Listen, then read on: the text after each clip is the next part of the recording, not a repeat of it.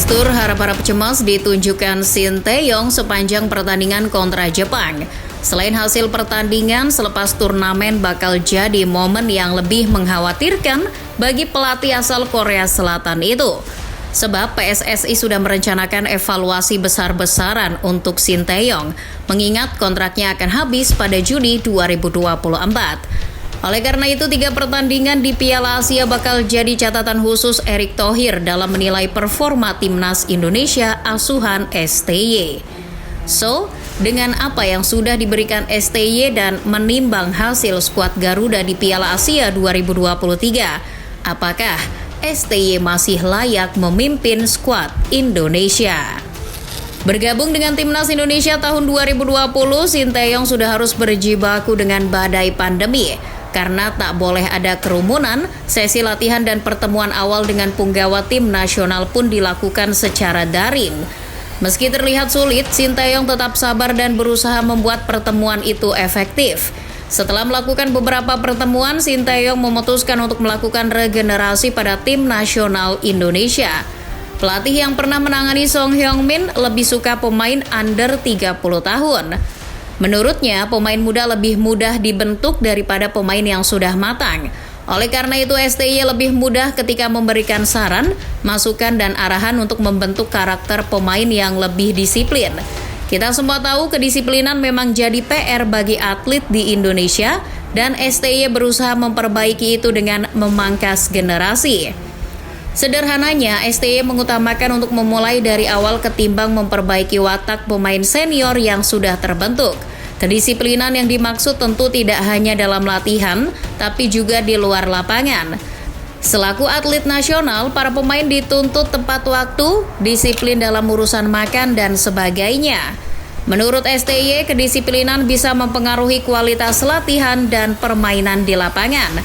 Dan sekarang kita bisa memetik hasilnya. Jika dibandingkan dengan era yang dulu, permainan timnas Indonesia di era Shin Tae-yong jauh lebih terstruktur. Kita mulai jarang melihat punggawa timnas memainkan bola-bola atas seperti di eranya almarhum Alfred Riedel dan Simon McManamy. Shin Tae-yong juga tak melulu menggenjot kedisiplinan. Ia bisa menempatkan diri sebagai pelatih yang rendah hati dan tak segan bercanda dengan pemain. Meski terkendala bahasa, STY berusaha membangun kedekatan supaya memiliki koneksi yang baik dengan para pemain. Cara ini sangat efektif untuk memangkas jarak antara pelatih dan pemain.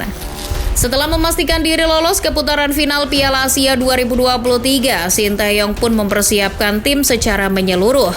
Upayanya tak main-main, mulai dari menggenjot proses naturalisasi dari beberapa pemain, pemusatan latihan di luar negeri, hingga memainkan beberapa pertandingan uji coba melawan tim yang rankingnya di atas Indonesia.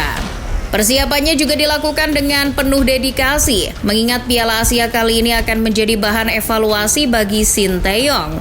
Kontrak STY sebetulnya sudah berakhir pada Desember 2023 kemarin, namun karena berhasil mengantarkan tim nasional tampil di Piala Asia 2023, kontraknya diperpanjang hingga Juni 2024 dan bisa kembali diperpanjang jika berhasil mencapai target. Bicara soal target, Shin Tae-yong dan PSSI sudah sepakat mematok target untuk lolos ke babak gugur. Target yang tampak ambisius, namun realistis karena persiapan yang dilakukan sudah maksimal dan ini ajang Piala Asia pertama setelah terakhir kali tampil tahun 2007. Skuad Garuda di Piala Asia 2023 sudah melewati 3 laga penyisihan grup. Hasilnya, Indonesia hanya mengumpulkan 3 poin saja dan hanya bisa berharap pada hasil pertandingan Bahrain versus Yordania dan Oman versus Kirgistan untuk lolos melalui jalur peringkat 3 terbaik. Menariknya, Indonesia mampu mencetak gol di semua pertandingan. Itu jadi yang pertama kali dalam sejarah. Semua gol timnas Indonesia lahir dari kaki para pemain abroad alias yang berkarir di luar negeri. Ini menunjukkan bagaimana fasilitas yang baik dan liga yang waras akan mempengaruhi kualitas pemain di level setinggi Asia. Ya, meskipun hingga ditulisnya narasi ini, Indonesia masih ada kemungkinan lolos ke babak 16 besar, Shin Tae-yong akan tetap dievaluasi oleh PSSI. Apalagi Piala Asia 2023 akan jadi ajang terakhir bagi tim nasional senior yang dipimpin oleh STY sebelum kontraknya habis. Tentu sangat wajar apabila pelatih berusia 53 tahun itu akan dievaluasi habis-habisan apabila tidak mencapai target. Sebagai pelatih, STY memiliki tanggung jawab penuh terhadap kinerja tim nasional Indonesia. PSSI tentu tak mau terus membayar gajinya yang tinggi jika tak memberikan prestasi untuk Indonesia. Piala Asia memang jadi tolok ukur, tapi kita tak bisa mengabaikan kinerja STY selama 4 tahun terakhir. Ada banyak kemajuan yang dibawa STY di Timnas Indonesia. Progres yang terus ditunjukkan oleh skuad Garuda telah mendapatkan respons positif dan dukungan luas dari jutaan fans yang tersebar di berbagai pulau di Indonesia. Pemain Indonesia mulai percaya diri untuk menguasai bola dan membangun serangan dari bawah. Itu patut mendapat apresiasi. Oleh karena itu, meski belum mengantarkan sebiji pun trofi bergengsi selama 4 tahun melatih, sulit untuk mengatakan Sinteyong adalah pelatih yang buruk buat Timnas Indonesia. Di luar trofi, Timnas Indonesia mengalami kemajuan yang pesat dari segi ranking FIFA. Saat pertama kali dia datang, Indonesia masih duduk di peringkat 175 FIFA. Namun, kini Indonesia bertengger di 150 besar, tepatnya di 146 FIFA. Peremajaan pemain juga membuat Sinteyong mampu membangun kerangka skuad Timnas Indonesia yang akan jauh lebih baik di 5 tahun ke depan. Dengan rata-rata usia 24,33 tahun, mereka jadi yang termuda di Piala Asia 2023.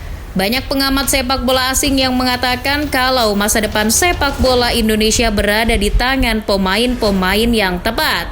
Kendati demikian, tak bisa dipungkiri STY juga menorehkan beberapa catatan yang mengecewakan. Tak usah banyak-banyak, kita beri contoh seperti gagal juara di 2 edisi Piala AFF tahun 2020 dan 2022. Sulit untuk mengabaikan kekecewaan atas ketidakmampuan meraih gelar di tingkat kompetisi Asia Tenggara. Masa depan Timnas Indonesia begitu cerah bersama pemain-pemain muda ini.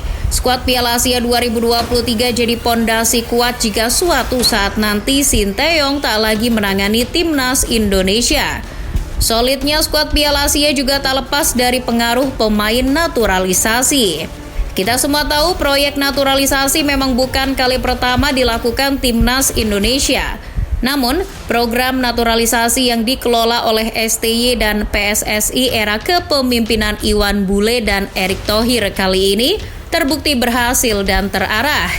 Lihatlah bagaimana kualitas luar biasa yang dimiliki oleh pemain-pemain macam Ivar Jenner dan Justin Hapner. Mark Klok saja sampai didepak dari skuad utama. Tapi jangan cepat berpuas. Proyek naturalisasi masih menjadi perdebatan bagi sebagian pihak.